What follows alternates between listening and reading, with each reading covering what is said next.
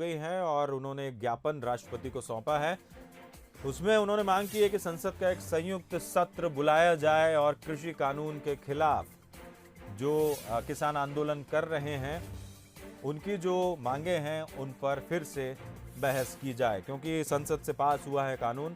संयुक्त सत्र बुलाकर एक बार फिर कृषि कानूनों पर चर्चा की उन्होंने मांग की है और इस मसले को लेकर राष्ट्रपति को एक ज्ञापन भी सौंपा है। तो आज कांग्रेस एक पैदल मार्च भी निकालने वाली थी, लेकिन राहुल गांधी उनकी राष्ट्रपति से मुलाकात हुई है। पैदल मार्च में प्रियंका गांधी समेत तमाम बड़े नेता थे, उन्हें पुलिस ने हिरासत में ले लिया क्योंकि कोरोना संक्रमण के चलते इस तरह के आयोजन पर रोक है और दूसरी तरफ इस पैदल मार्च की कोई अनुमति नहीं ली गई थी पार्टी की तरफ से।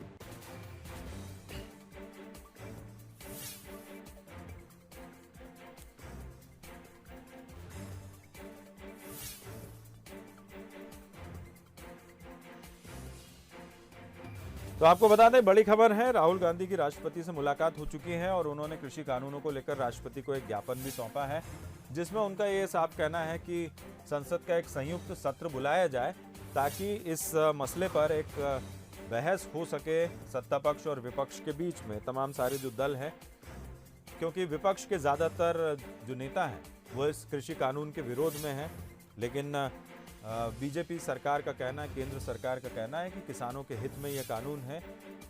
28 दिन से ज्यादा हो चुके हैं किसान आंदोलन को, किसान पीछे हटने को तैयार नहीं है।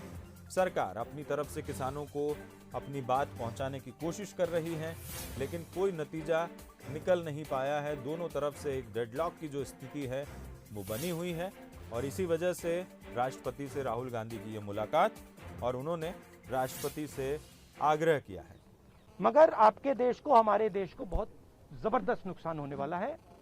बहुत डेंजरस रास्ते पर यह देश चल रहा है, ये मैंने कहना। कांग्रेस के नेताओं को डिटेन कर लिया गया है। आप लोग मार्च लेके यहाँ पर आ रहे थे, अभी जो है कांग्रेस के तमाम एमपी को इंक्लूडिंग प्रियंका जी को भी जो है डिटेन कर लिया, उसका आपको वो तो तरीका है, इनका तरीका है डिटेन करना, मारना पीटना, ये इनका तरीका है, बट हम नहीं करते। नहीं, ये आप किस देश की बात कर रहे हो? ये कौन सी देश की बात कर रहे हो? डेमोक्रेसी? ये मतलब कौन से देश की बात कर रहे हो? इंडिया की बात कर रहे हो? इंडिया में कोई डेमोक्रेसी नहीं है। डेमोक्रेसी इंडिया में ये मतलब आपके इमेजिनेशन में हो सकती है, मगर रियलिटी में है नहीं। Thank you. गुलाम नबी कुछ नहीं, आप कुछ का जो कैंपेन है वो बार-बार इस बात को रख रही है कि जो कृषि कानून है, वो निजी क्षेत्र में, कृषि क्षेत्र में निजी इन्वेस्टमेंट को बढ़ावा देते हैं, जो बहुत जरूरी है। आप इसको किस तरीके से देखते हैं, क्योंकि पूरा कैंपेन सरकार का इसी बेस पे और वो हर घर तक, हर गाँव तक जाना चाह रहे हैं। सवाल ये है, इन्वेस्टमेंट कौन करेगा और इन्वेस्टमेंट का फायदा किसको मिलेगा? सवाल ये है। आपकी सर रणनीति नहीं, सुनिए, सवाल ये है कि हिंदुस्तान के एग्रीकल्चरल सिस्टम में कौन इन्वेस्ट करेगा और कौन पैसा बनाएगा?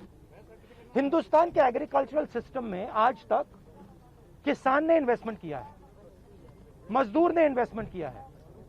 ये जो जवान हमारी सेना बॉर्डर पर खड़े हैं, इनके माता पिताओं ने किया है।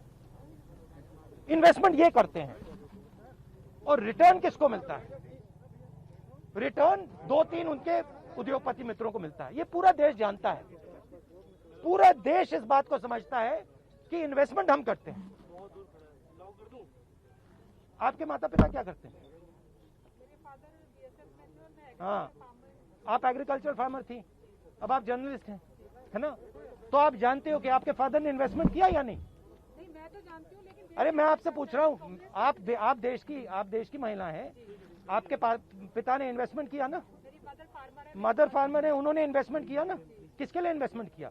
क्या इन 2-3 लोगों के लिए इन्वेस्टमेंट किया, या आपके परिवार के लिए किया, आपके एजुकेशन के लिए किया, आपके स्वास्थ्य के लिए किया?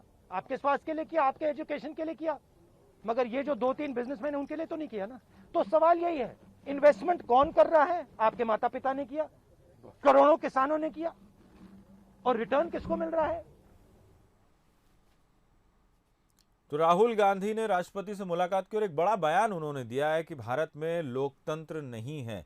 शायद वो ये कहना चाहते थे कि भारत में लोकतंत्र बचा नहीं है, क्योंकि भारत में यदि लोकतंत्र नहीं है तो उनकी पार्टी भी 70 साल तक इस देश पर राज करती